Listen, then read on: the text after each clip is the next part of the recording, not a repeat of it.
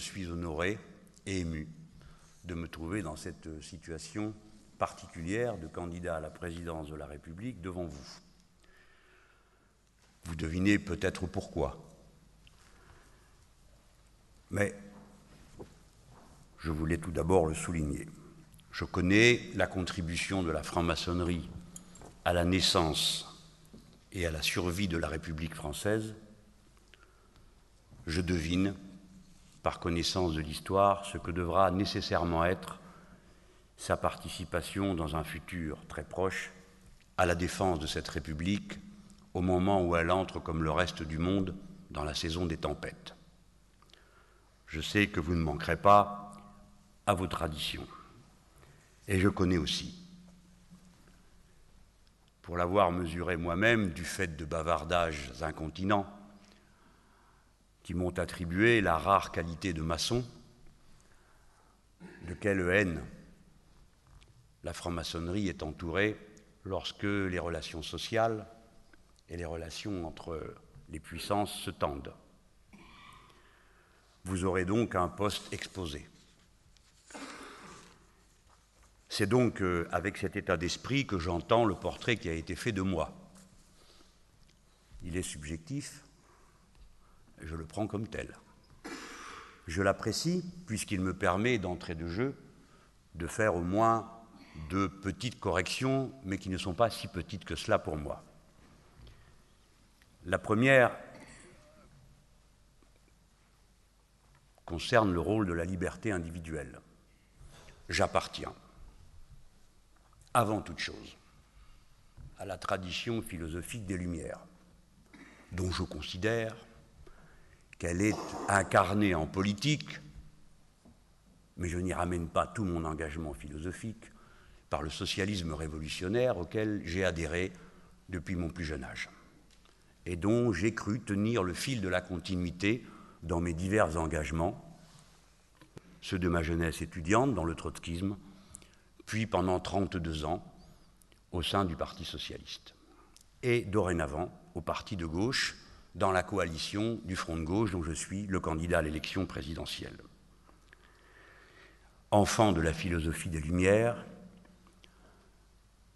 je plonge mes racines intellectuelles dans la tradition des libertins du XVIe siècle, et s'il fallait aller au-delà et avant, le long courant qui a traversé toute l'Antiquité jusqu'à ce merveilleux Ve siècle avant notre ère, où la démocratie elle-même et la philosophie naissaient dans la Grèce antique. C'est à cela que je me rattache, et par conséquent, le primat de ma pensée politique, c'est la liberté de conscience. La liberté individuelle, de quoi se découlent toutes les autres vertus qui peuvent ensuite être mises au service du collectif humain. Je n'ai donc rien à voir avec ceux qui apportent d'une quelconque manière des restrictions à la liberté individuelle. Et c'est à tort, par caricature et du fait des polémiques dans lesquelles je suis moi-même inscrit, qu'on m'attribue des sympathies qui ne sont pas les miennes, que ce soit à l'égard du régime cubain, dont je n'ai jamais proposé qu'il soit étendu à qui que ce soit, mais dont j'ai voulu, pour l'honneur des miens, les militants de gauche, persécutés dans toute l'Amérique du Sud, qui ont trouvé un refuge à Cuba, qui ont été soignés et parfois armés quand il fallait l'être, ne jamais céder à la meute de ceux qui aboyaient. Et j'ai demandé qu'avant toute chose et avant de discuter de quoi que ce soit s'agissant de Cuba, on commence par libérer Cuba de l'odieux embargo qui l'étrangle depuis plus de 40 ans. Et à ce motif, je me suis vu tout d'un coup transformé en admirateur et en supporter d'un régime que je ne propose pas aux Français. De la même manière, je n'ai rien à voir avec la politique du Parti communiste chinois. J'ai plaidé, au contraire, pour que ma patrie, loin de s'en remettre à l'intercession des États-Unis d'Amérique pour organiser le monde, qui a le privilège d'un dialogue singulier avec la République populaire de Chine. Ma patrie et l'Union européenne est un dialogue direct et organisé avec la Chine pour réguler les échanges destructeurs qui aujourd'hui emportent une partie de notre industrie. Je tiens ma thèse Et j'ai vu dans les événements depuis des déroulements inouïs où l'on est allé chercher en Chine des capitaux qui, paraît-il, manquent ici. Et où on a demandé, lorsqu'on est l'Union européenne, 25% du PIB mondial, le secours de la Chine populaire et communiste, qui est le 10% du PIB mondial. 25% d'un côté, 10% de l'autre. Le revenu par tête en Chine est le 70e du monde. Celui des Grecs est le 30e. Et c'est au 70e qu'on demande de venir apporter de l'aide au 30e.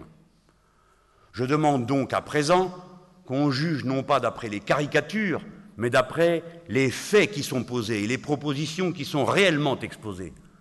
Si je me trompe, qu'on me montre en quoi, plutôt qu'on m'injurie. Et ainsi, mes adversaires ont, c'est le jeu, répandu dans le public des idées dont je suis obligé, ici, là, d'avoir à me défendre. Je remercie l'orateur du ton précis et détaché qui me permet de faire à mon tour une réponse précise et détachée sur ces points dont vous sentez chacun quelle importance il a. Donc, comme des Lumières, essayant d'en être digne, je porte un diagnostic. Le monde est entré dans la saison des tempêtes. J'ai utilisé un vers de Shakespeare qui a servi de titre à William Faulkner et peut-être ai-je surestimé les talents de ceux qui allaient me critiquer. Ce vers dit que le monde est un chaos de bruit et de fureur raconté par un idiot. Comme d'habitude, lorsque le sage montre la lune, l'idiot regarde le doigt. Et j'ai dit, plutôt que de vous préoccuper du récit de l'idiot, c'est celui que vous entendez, préoccupez-vous de savoir en quoi consiste le bruit et la fureur de notre temps. Je suis le bruit et la fureur de ce temps, et je dis d'une manière un peu présomptueuse. Oui, je veux incarner cet immense ébranlement qui vient des peuples contre les puissants et l'ordre établi. C'est le choix de toute une vie, qui bien sûr comporte ses parts d'ombre, ses parts de lumière, ses tâtonnements, ses erreurs et ses retours sur soi, mais qui s'est efforcé d'y rester fidèle sans cesse, quel qu'ait été le contexte dans lequel je me suis trouvé. Et j'ai eu la chance d'être placé le plus souvent dans des contextes favorables. Oui, je suis un homme qui vient du mouvement socialiste traditionnel. J'ai aimé en être membre. Je l'ai été pendant 32 ans et je ne renie pas plus mes camaraderies, mes amitiés, mes enthousiasmes d'alors que je ne renierai jamais l'élan de ma jeunesse qui me fit trotskiste. Résistant dès la première heure aux folies du stalinisme, du maoïsme, les emportements pro-communistes, les enthousiasmes pro-polpotiens de ceux qui aujourd'hui prétendent me donner des leçons en matière de liberté et de respect de la liberté de conscience. Le monde est entré dans un moment de bruit et de fureur. La France y paraît forte de ses principes et de son histoire. Elle a une contribution singulière qu'elle peut apporter en réponse à cette situation. La première d'entre elles est l'idée républicaine elle-même. La République n'est pas un régime neutre en France. Elle est un régime qui a un contenu politique qui a été en quelque sorte revisité et refondé par l'écologie politique, qui dorénavant établit que puisqu'il n'y a qu'un seul écosystème humain qui rend possible la vie humaine, alors il n'y a qu'une seule espèce humaine. Alors il y a un intérêt général humain. Alors nous ne pouvons l'approcher que par tâtonnement, c'est-à-dire par la discussion et les lumières, donc par la démocratie. Et pas seulement en disant ce que chacun d'entre nous croit bon pour lui-même, mais du fait même de cette appartenance à un écosystème commun menacé, doit dire ce qui est bon pour tous. Et cette invention extraordinaire de la citoyenneté républicaine, nous devons la proposer en partage au monde dans toutes ses conséquences et dans toute sa dimension, sans en rabattre jamais. Ce n'est pas un grand orgueil pour la France que ses représentants n'aient jamais une seule fois osé proposer, que ce soit à la Convention sur la Constitution européenne, ni depuis une seule fois la laïcité comme principe unificateur des peuples européens. M'entend-on? Pas une seule fois la proposition n'a été faite, et on s'étonne après qu'elle n'ait pas été entendue. Et ainsi de suite pour main de nos principes. Pour autant, je ne pratique pas l'idée d'un peuple français qui serait élu parmi les peuples. Mais m'appuyant sur cette longue histoire, j'en viens aux propositions de mon temps. Je les résume car j'épuise mon temps de parole à cet instant. Je porte un programme qui est déjà dépassé, qui tient en 5 points. Globalement, il pourra en tenir qu'en un seul. Je souhaite pour ma patrie républicaine une révolution citoyenne, une nouvelle révolution française, dont les objectifs seraient les suivants. Premièrement, refonder la République elle-même et par là même la nation, car en France, c'est la République qui fonde la nation et non la nation qui fonde la République. Une sixième République, amenée par une constituante, où ne siégeraient que des gens qui n'ont pas déjà été élus dans une assemblée et qui ne seraient pas éligibles ensuite, qui aurait pour objectif des institutions réellement démocratiques et non la monarchie quinquennale que nous connaissons aujourd'hui. Ensuite, une règle du partage des richesses, règle radicale qui ramènerait au bien commun les 195 milliards qui ont été pris par le capital sur le travail au cours des 25 dernières années. Enfin, qui établirait une planification écologique proposant à tous les Français un horizon commun de développement et de progrès humain, s'appuyant sur d'autres normes et d'autres indices que j'appelle indices de progrès humain que ceux qui aujourd'hui sont limités au seul PIB. Bien sûr, pour faire tout cela, la France doit appeler les peuples à rompre avec le traité de Lisbonne dont ils sont en train de périr à petit feu du fait des politiques d'austérité qu'elle déclenche dans l'ensemble du vieux continent. Et puis, il lui faudra aussi se montrer à la hauteur des tâches de paix que notre temps appelle. Car la paix n'est pas un état de nature, c'est une construction politique, et cette construction politique est mise en cause par les tensions que le règne du libre-échange et de la concurrence libre et non faussée ont déchaînées sur le monde et sur le vieux continent.